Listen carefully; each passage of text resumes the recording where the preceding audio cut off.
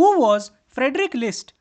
Friedrich List was a German economist and thinker who challenged the popular free trade ideas of his time, especially those promoted by British economists like Adam Smith and David Ricardo.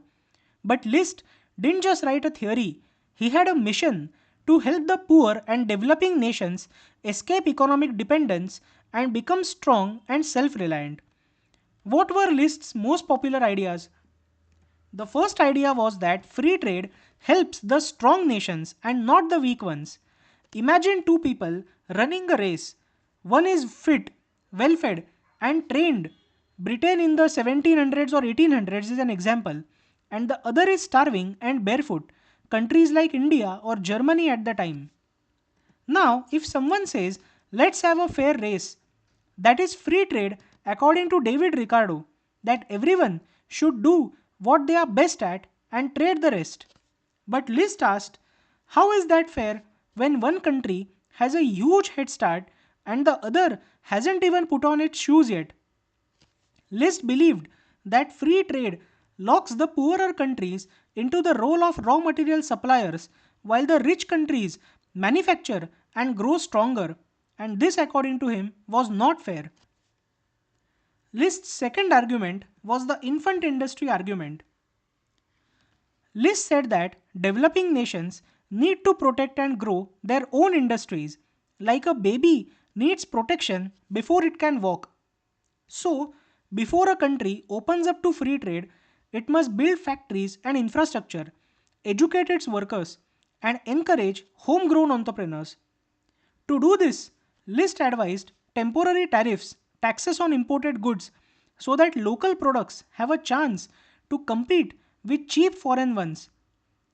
For example, you don't let a toddler compete with Olympic athletes, you first train that toddler. List's third theory was National System of Political Economy, which was also his most famous book. He argued that nations, and not just individuals, are the basic units of economic development. Governments should actively guide economic growth. Public education, infrastructure, transport, and technology must be developed by the nation before it can compete globally. This was very different from Adam Smith's invisible hand and laissez faire capitalism. According to List, productive power is greater than the exchange value. List cared more about a country's capacity to produce than its current profits.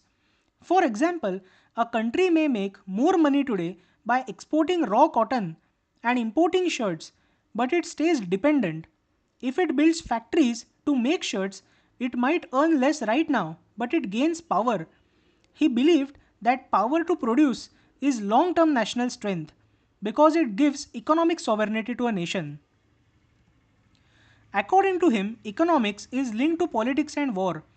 List says that how economics shapes military power is an interesting area of study. A rich, industrialized country can build weapons, defend itself, and influence others. So, for him, economic policy was about national survival and not just profit. List has left behind a great legacy and influence. His ideas shaped Germany's rise in the 19th and 20th centuries. Especially Otto von Bismarck's policies were heavily influenced by him.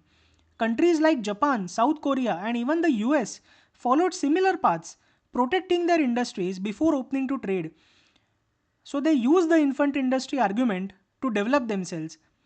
His thoughts inspired modern developmental economics, especially critiques of globalization and the dependency theory of Latin America. Ha Jun Chang, a 21st century economist, even wrote a book called Kicking Away the Ladder, saying that rich countries use protectionism to develop and then preach free trade to keep the others down. This was Friedrich List, one of the most prominent economists in the 19th and 20th centuries. He dominated the economic thought till the 20th century and even beyond that. Thank you so much for listening.